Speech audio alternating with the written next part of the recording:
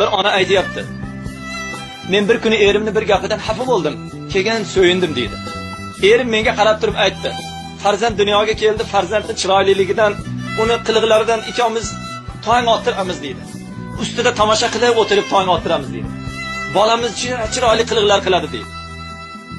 Keyin sekin-sekin bolamizni tili chiqdi deydi. Sekin-sekin oyog'i chiqdi deydi. Bolamiz yuradigan bo'lib qoldi deydi. Keyin bir kuni bolam aqli yetmasdan meni so'kib yordi deydi. Hali ayol aytayapti. O'sha paytda erim haligi bolamni, "O'y, onangni xafa qiladigan bo'lsang, seni bola qilmayman" dedi deydi. O'sha paytda men erimga qarab turib, "Hay, bu yosh bola, nimaga yosh bola unaqa deysiz? Tek qo'ying, bu kichkinada" dedim deydi. Oradan 15 yil o'tdi deydi. 20 yoshga kirganda haligi bolam menga, "Siz nimani bilasiz?" deb chiqib ketdi deydi. O'shanda erimga bir qaradim, atrofimda boshqa himoyachi yo'q edi. 15 yil avval bolam 5 yoshida meni so'kib menga qo'lini siltaganda, otasi tarbiya qilaman deganda oralashib qo'yuvdim. 20 yoshda stolni urib turib, "Ey ona, siz nimani bilasiz?" deb chiqib ketganda, atrofimda himoyachilik ko'rmay erimga shunday qarasam, yerga qarab turib, shunday dedi deydi. Qarang. Nima deb o'ylaysizlar? Aslida bu ayolga bunday deyish kerak edi. Mana shu o'zing ekkan meva. O 5 yoshida so'kkanimda aralashgansan, endi o'zing ko'r deyish kerakmidi? Shuni demabdi.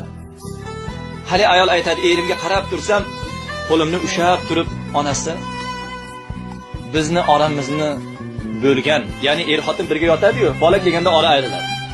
Bizni oramizni bo'lgan. Seni mendan uzoqlashtirgan. Ya'ni kechasi bola bilan ovora bo'ladi, bolani ovqatda kiri bilan uzoqlashadi-yu. Qarang, gapni qarang. Ey xotin, bizni oramizni bo'lgan, oramizni uzoqlashtirgan, sen bilan meni xafa qilgan. Ertaga uylanib xotinni qo'yniga kirib ketadigan, farzandli bo'lsa bolam deb sen bilan meni qaramay qo'yadigan odam uchun kuyasan. Senga menga sen keraksan, o'zingni ehtiyoj qil dedi. Aytish kerak edi, o'zingni qilig'ing deyish kerak edi. Ammo deyapti haligi ayol aytayapti. Qarang, adabiyotda yozyapti.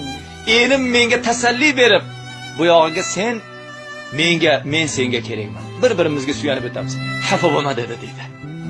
Tushunib yetdimki, farzanddan ham ko'ra ko'proq erim menga himoyachi ekan, erimga suyanaman ekan. Ilohim farzandlarimiz noqobil bo'lmasin.